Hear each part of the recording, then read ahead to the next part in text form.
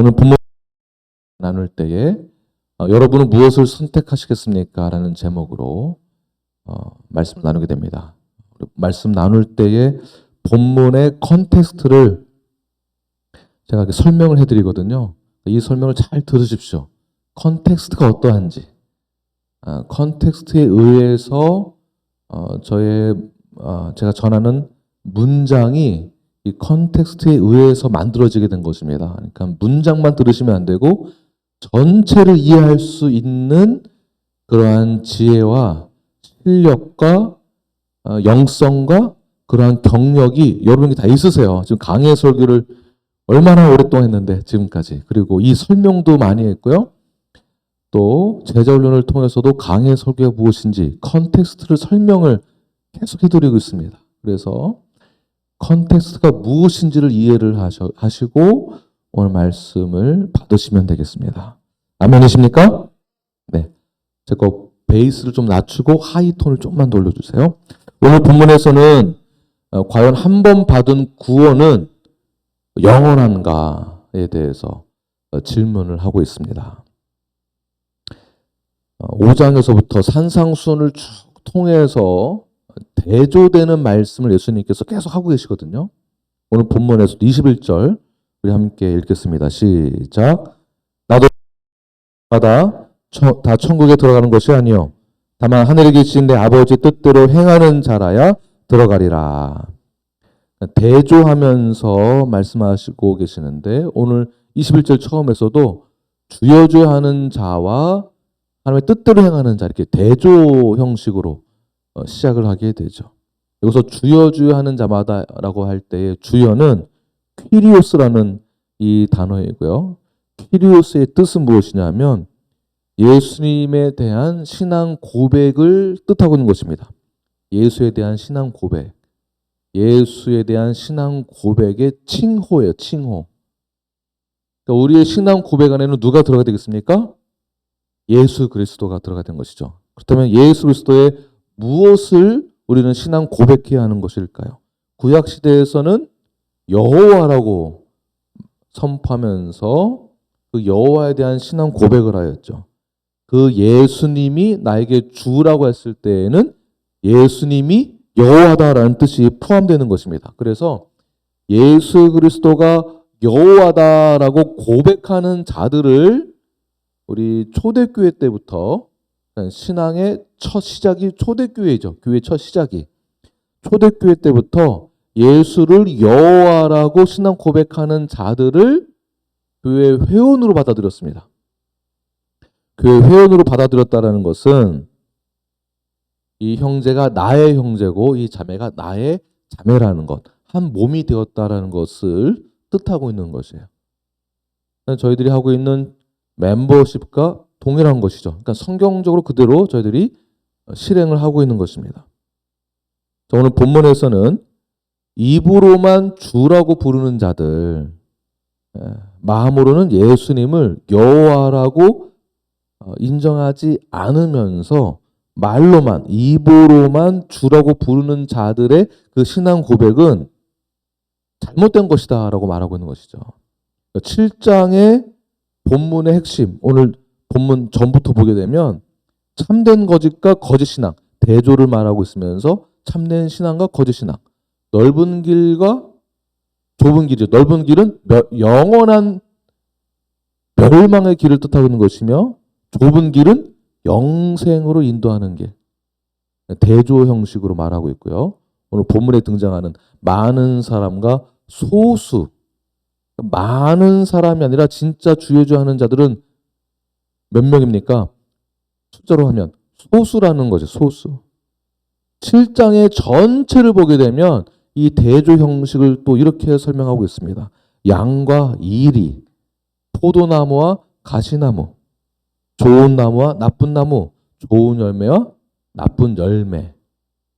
오늘 본문에서도 입으로만 신인하는 자와 마음으로는 믿지 않으면서 입만 신인하는 자와 하나님 말씀대로 순종하고 행하는 자 이렇게 대조 형식으로 나누고 있는 것을 보게 되면 구원 받았다라는 것은 절대로 구원을 잃어버리는 것은 아니지만 말로만 믿지 않으면서 행하지 않으면서 입으로만 믿는다라고 하는 자들은 처음부터 구원을 받은 것이 아니다라는 것과 똑같은 것입니다. 그러니까 구원을 잃어버릴 수는 없습니다. 그러나 그의 처음 고백, 제가 우리 교회의 성도가 되겠습니다. 선언을 하고 선포하고 침례도 받고 멤버십을 하고 언약을 했는데 그대로 행치 않는다라는 것은 처음부터 거짓된 신앙 고백이다라고 보는 것이죠. 그가 구원을 받았었는데 잃어버린 것이 아니라 결국 예수님이 재림하시는 심판의 날에는 이렇게 두 부류가 생긴다라는 것입니다. 그러니까 전체 컨텍스트를 보면 알 수가 있는 것이죠. 대조 형식으로 양과 이리가 있는 것처럼 오른편과 왼편. 오른편은 양의 그룹들, 양의 그룹. 오른쪽과 왼쪽. 둘로 나뉜다라는 것입니다. 이런 차원에서 어떤 이들 심판의 그날이 다가오면 다가올수록 두려워하는 그룹이 있는가 하면 왼편이죠. 어떤 그룹은 심판의 날, 그날이 다가오면 다가올수록 기뻐하는 자들, 오른편. 믿는 자들이 있다는 것입니다. 구원받은 자들. 심판의 날이 다가온다. 이것은 우리에게는 기쁜 날인 것이에요. 왜 그럴까요? 지금까지 지내온 것 주의 크신 은혜라, 그 은혜를 바라보고 지금까지 견뎌온 고난의 시간, 좁은 길이 심판의 날에 확인되어지고 점검되어지면서 인정받는 날이잖아요. 잘하였도다. 나의 양이여 잘하였도다. 인정받는 날이에요. 지금까지 지내온 모든 것이 검증되어지는 거. 실력을 검증받는 거예요. 인스펙션을 했는데 통과!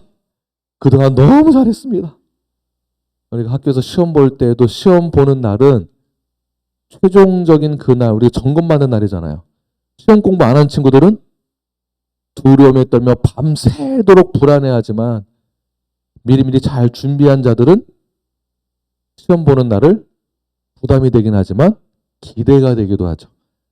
내가 과연 이 준비한 게 얼마큼 실력 이렇게 표현할 수 있을까? 검증받는 날인 것처럼 우리의 심판의 날은 기쁜 날이 되는 것입니다.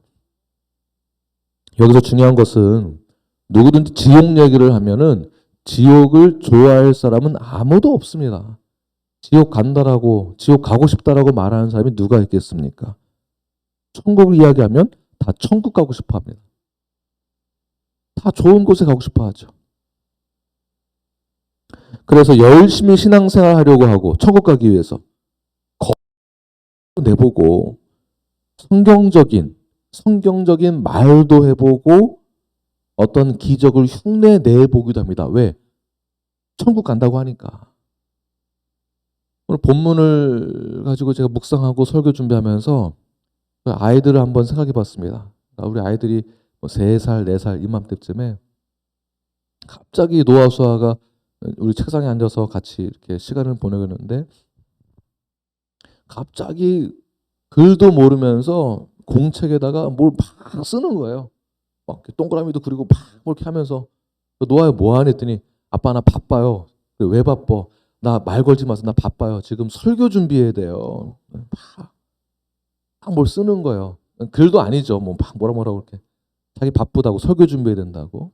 그러더니 뭐 하나 이렇게 얹혀놓고서는 갑자기 뭐라고 막 설교하는 거예요.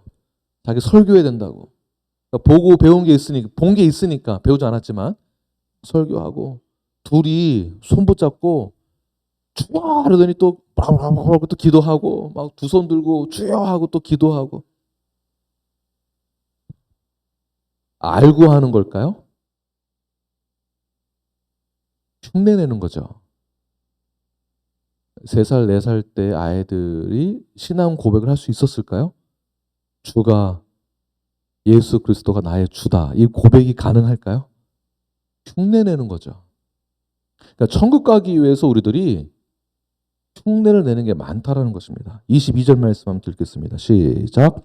그날 이르되 주여 주여 우리가 주의 이름으로 선지자 노릇하며 주의 이름으로 귀신을 쫓아내며 주의 이름으로 많은 권능을 행하지 아니하였나이까 하리니.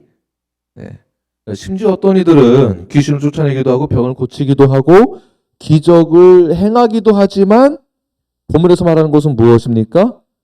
자신의 영광을 위해서 천국 가는 어떠한 티켓을 하나 받기 위해서 하나님의 영광이 아닌 자신의 영광을 위해서 행하는 거짓된 입술로 선포한 자들은 다 가짜다. 주여 주 하는 자마다 다 천국에 들어갈 수 없다라고 말하고 있습니다. 스스로 의롭다로 여기는 자, 교만한 자이죠. 이기심으로 가득한 외식하는 자들. 이러한 자들이 이사야에서 뭐라고 말하는가? 64장 6절 말씀을 함께 읽겠습니다. 시작. 무릇 우리는 다 부정한 자 같아서 우리의 의는 다 더러워 우리는 다 잎사귀같이 시들므로 우리의 죄악이 바람같이 우리를 몰아가나이다. 지금 우리는 불교 신자나 무슬림에 대해서 말하고 있는 것이 아닙니다. 우리 안에 종교 지도자들이나 바리새인들이나 유대인들을 말하고 있는 것과 동시에 오늘날에는 우리들, 우리 안에서 우리들을 이야기하고 있는 것이죠. 즉 예수님께서 본문에서 누구에게 말하고 있습니까? 그들에게 말을 하고 있죠. 주여 주여 하는 입술로만 주여 주여 하는 자들, 그들에게 뭐라고 이야기를 하고 있는 것일까요? 너희들은 과연 하나님과의 관계를 얼만큼 주장할 수 있느냐? 얼만큼 하나님과 관계가 있느냐? 확신이 있느냐? 아니면 너 자신을 높이기 위해서 선행만 하고 있느냐? 말로만 하고 있느냐? 주님께서 오늘날 우리들에게도 말씀하십니다. 외식하는 자들이여 들어라. 나는 너희들의 모든 행위와 말을 다 거부할 거다. 동의하지 않는다. 부인한다. 주여 주여 한다고 해서 결코 천국에 들어가는 것이 아니다. 주의 이름으로 많은 일을 한다고 해서 천국에 가는 것이 아니다. 이것이 포인트입니다. 교회를 얼마나 많이 세웠느냐도 아니에요. 기도를 얼마나 장시간을 오래 했느냐 이거 보는 것도 아닙니다. 예배를 몇 시간 드렸느냐, 얼마나 무릎 꿇고 기도 많이 했느냐, 봉사 얼마나 많이 했느냐, 헌금을 얼마나 많이 했느냐 이걸로 보지 않겠다라는 것입니다. 하나님의 자녀인 것처럼 위장하면서 실제로는 하나님의 뜻대로 행하지 않는 자, 순종하지 않는 자들은 결국 좋은 열매를 맺을 수 없다. 반대말은 나쁜 열매를 맺는다는 것입니다. 나쁜 열매. 결국 마지막 심판 때에는 천국에 들어가지 못할 것임을 예수님께서 선언하고 있는 것입니다. 그럼 결국 한 번 받은 구원은 잃어버릴 수 있단 말인가? 아니죠. 절대 잃어버릴 수 없습니다. 단지 이들의 고백은 처음부터 가짜이기 때문에 구원을 받았던 것이 아니다라는 것이에요. 목사라는 신분, 직책이, 신분이 아니죠. 목사라는 직책이 구원을 허락해 주는가? 그렇지 않습니다. 침례를 받는 것이 구원을 허락해 주는가? 그것도 아니죠. 결국 그런 원리와 그런 논리와 그런 생각으로 저 멤버가 되겠습니다. 교회 출석하겠습니다. 그러한 생각으로 제가 성도가 되고 직분자가 되겠습니다. 라고 하는 자들은 다 가짜다라는 것입니다. 처음부터 양이 아니라 이리인 것이고요. 포도나무가 아니라 가시나무입니다.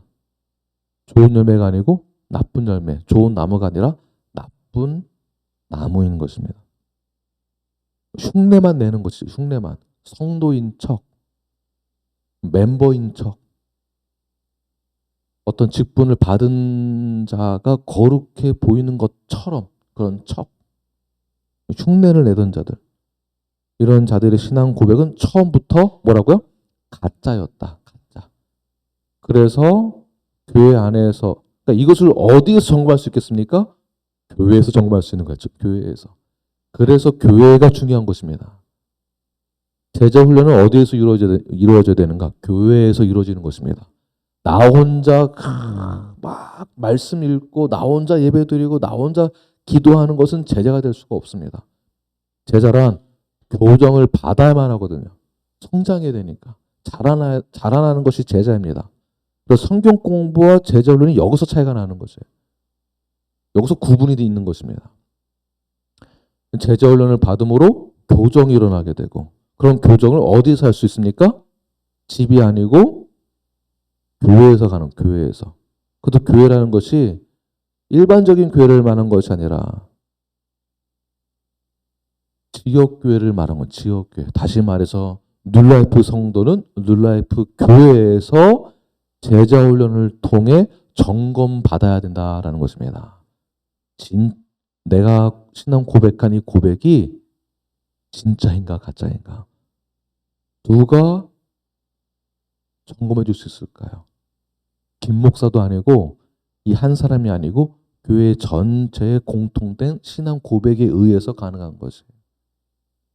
그래서 우리 교회 신앙 고백을 지키는 것, 끝까지 지키는 것, 이 지키기 위해서는 언약이 중요하잖아요. 그래서 이 언약이 절대 깨지지 말아야 한다는 것을 물리적으로 또는 가시적으로 우리가 나타내고 보여야만 하는 것입니다. 이게 신앙생활이에요. 신앙생활을 무턱대고 그냥 교회 출석해서 기도 많이 하고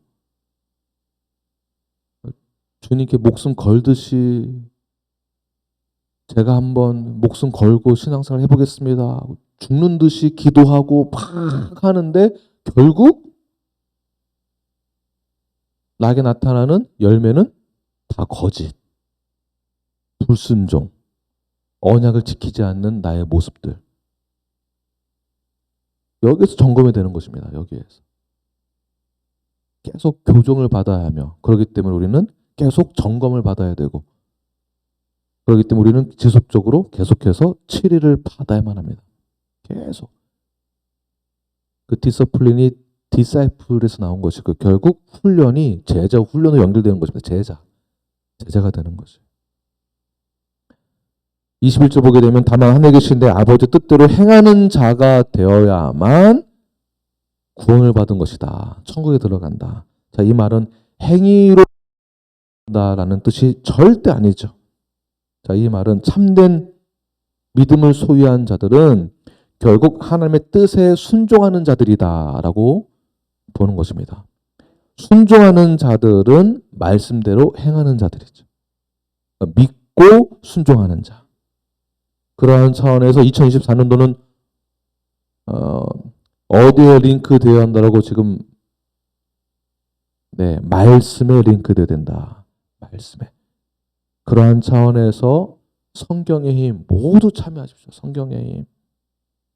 저 바빠요. 바쁜데 보면은 밤새도록 드라마는 다 보시는 것 같아. 쉴 거 다 쉬고 드라마 다 보고 성경 이야기하면은 가만히 계시는데 드라마 누구 주인공 뭐 얘기하면은 막 서로 이야기하려고 장동건 봤느냐고.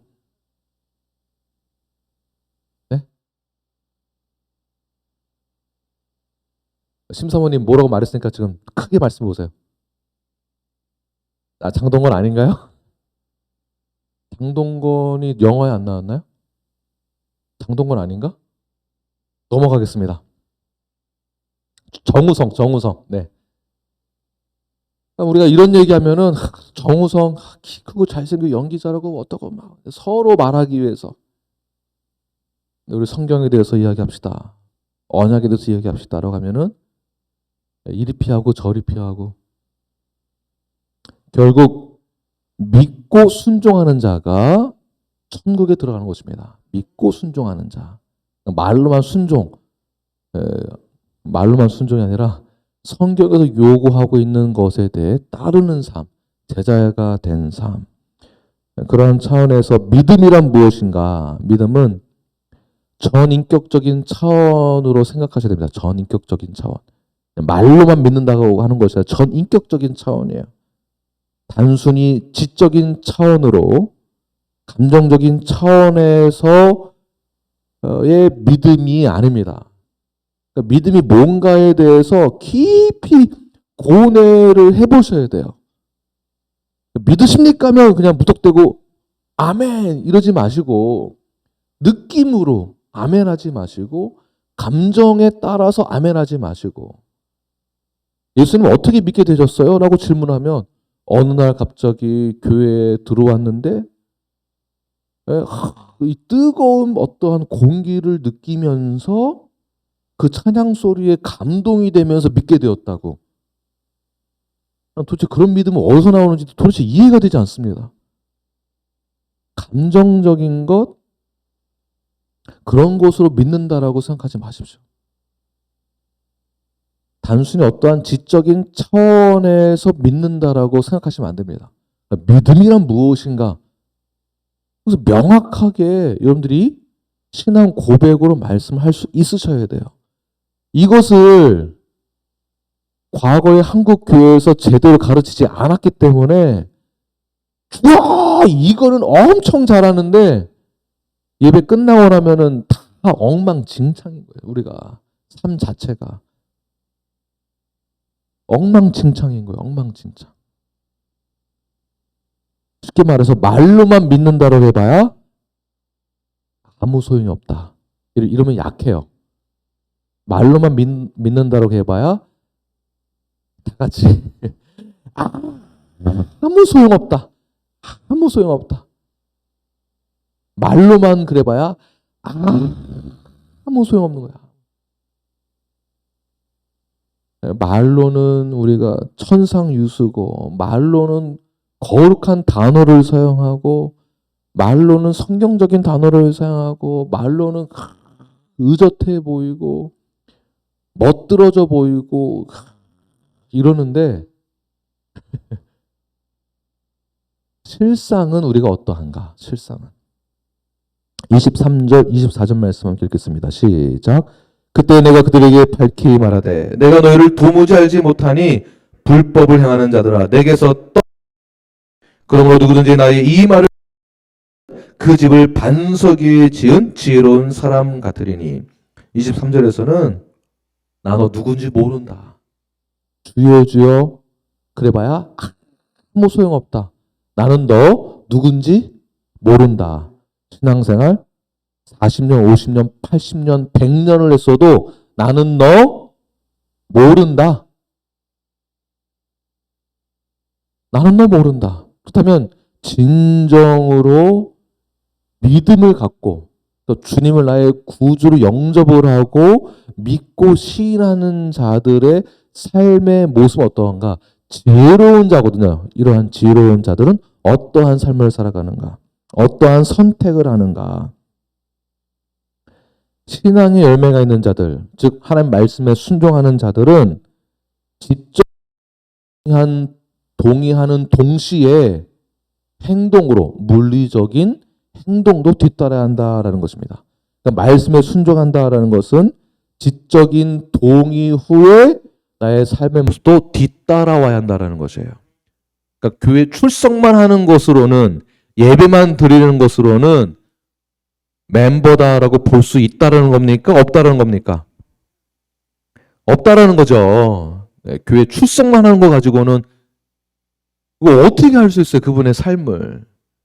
그러니까 목사 안수 받는 것을 어떻게 안수를 줘야 될까요? 신학교 졸업하면 목사 안수 받는 건가요?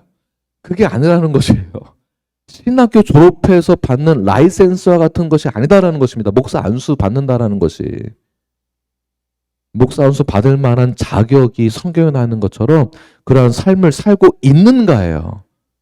디도서 1장과 디모데전서 3장의 내용처럼 말씀에 근거하여서 그렇게 살고 있느냐, 그걸 점검해 보는 것이지 대학을 나왔냐 안 나왔냐 그 문제가 아니다라는 것입니다. 지적인 동의 후에 무엇이라고? 물리적인 행동, 말씀에 대한 순종까지 뒤따라 와야만 된다. 그래서 누구든지 나의 이 말을 듣고 행하는 자라고 예수님 말씀하셨을 때 이 말씀은 그냥 순종하는 자와 순종하지 않는 자의 대조되는 것을 말하고 있는 것이 아니라 오늘 본문의 이 24절의 말씀은 어떤 뜻이냐면 누구든지 나의 이 말을 듣고 라는 것은 강력하게 예수님께서 촉구하고 있는 것이에요. 너 선택을 해라요. 선택을 해라. 이거냐 대조 형식으로 비교해 가면서 보여주는 게 아니라 무엇이라고요? 선택을 해라라는 강력한 예수님의 촉구. 24절의 말씀은 지금까지 다 대조. 24절은 뭐라고요? 촉구. 강력한 예수님의 나리 사모님, 강력한 예수님의 촉구. 딴 생각하지 마시고 촉구. 자, 이 말은 무엇이냐 하면 선택을 해라라는 것입니다. 이거냐 선택을 해라. 어떤 선택을 하라는 것일까요? 집을 어디에 지을 건지 선택을 해라예요. 반석 모래 위에 지을 거냐. 오늘 본문의 컨텍스트가 이겁니다. 단순히 내가 집을 짓다 보니까 모래에 집을 지어서 아이고 내가 믿음이 흔들리는구나. 그래서 모래에 집을 짓지 말아라. 이 얘기가 아니에요. 선택을 해라요. 당연히 기반이 흔들려서 집 무너지는 거 다 알고 있는 기정사실이잖아요. 실수로 집을 지은 것을 말하고 있는 것이 아니라 너 선택을 해라. 다 알고 있지 않느냐. 반석에 집을 지을래? 뭐 지을래? 선택을 해라. 지혜로운 자는 어디에 집을 짓겠습니까? 반석 위에 집을 지은다라는 것이에요. 반석 위에. 반석 위에 집을 세우는 자들은 지혜로운 자입니다.